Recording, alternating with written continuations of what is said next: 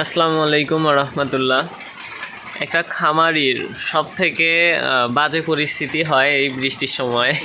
তো আপনারা যারা নতুন খামার শুরু করতে চাচ্ছেন, তো তারা তো হচ্ছে শুধুমাত্র ভালো দিকগুলো দেখেন, কিন্তু আপনারা কি জানেন যে খামারের কষ্টের দিকও আছে। যখন আর কি হচ্ছে এখন দেখেন আবহাওয়াটা কিন্তু বিরূপ আবহাওয়া, তো সকালে উঠে যদি হচ্ছে বৃষ্টি হয় তখন কিন্তু আমাদেরকে হচ্ছে এই বৃষ্টির মধ্যেই কিন্তু ভিজাই কাজ করতে হয়। তো সকালে উঠে খাবার না দিলে, তো আপনারা যে হচ্ছে শখের প্রাণীগুলোকে আপনারা পালেন, তো ওইগুলোকে কিন্তু খাবার না দিলে ওরাও কিন্তু কষ্ট পায়। তো ওদেরকে খাবার দিতে হবে, সবকিছু পরিষ্কার পরিচ্ছন্ন করতে কিন্তু হচ্ছে অনেকটা সময় লেগে যায়। তো এই বিরূপ আবহাওয়ার মধ্যেও কিন্তু হচ্ছে আমাদেরকে এইগুলা করতে হয়। সকালে উঠে এই বৃষ্টির মধ্যে ভিজে তো আমাদেরকে এই কাজগুলো করতে হয়। তো যারা ভাবেন আর কি খামার করা অনেক সহজ, যারা হচ্ছে সফলতার গল্প বলে, তো তাদের কাছ থেকে হচ্ছে আপনারা শুনবেন যে খামার করা যতটা সফলতার, তেমনি হচ্ছে এখানে কষ্ট, পরিশ্রম এবং ধৈর্য আর প্রাণীগুলোর জন্য কিন্তু হচ্ছে ভালোবাসা মাখা থাকে। এখানে আমরা যে এইগুলোর জন্য যে কাজগুলো করে থাকি,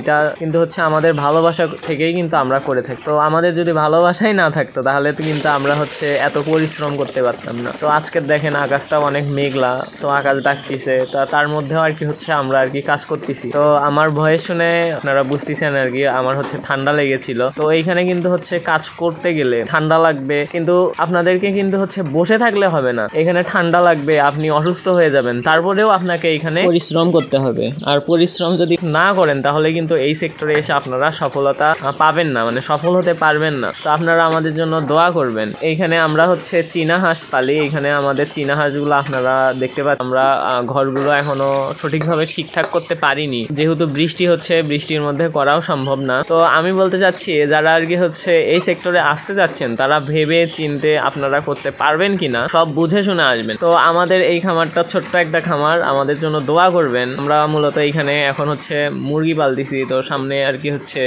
কবুতর আছে আমাদের, আলহামদুলিল্লাহ, চীনা হাঁস আছে, কিছু মাছ আছে। তো আলহামদুলিল্লাহ আমরা এইগুলা আর কি হচ্ছে ছোট আকারে করতেছি। আমাদের জন্য আপনারা দোয়া করবেন, আমরা যেন সামনে আরো ভালো কিছু করতে পারি। তো আমাদের 2 জোড়া কবুতর, 2 জোড়াই কিন্তু হচ্ছে ডিম দিয়েছে আলহামদুলিল্লাহ, এখানে দেখতে পাচ্ছেন আপনারা।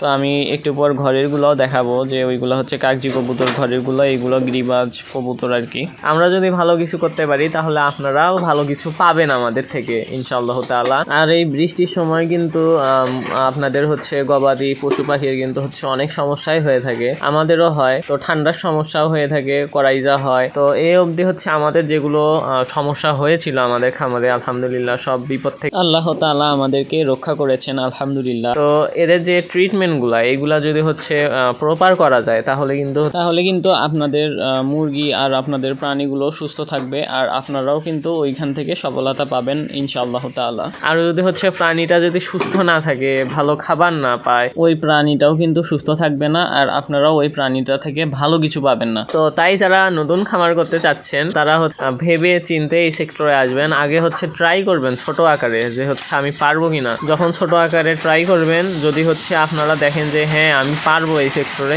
তখন আপনারা এই সেক্টরে আসেন। তা না হলে কিন্তু হচ্ছে হুটহাট করে কিন্তু এই সেক্টরে এসে আপনারা পারবেন না। তো আজকের এই মেসেজটাই ছিল।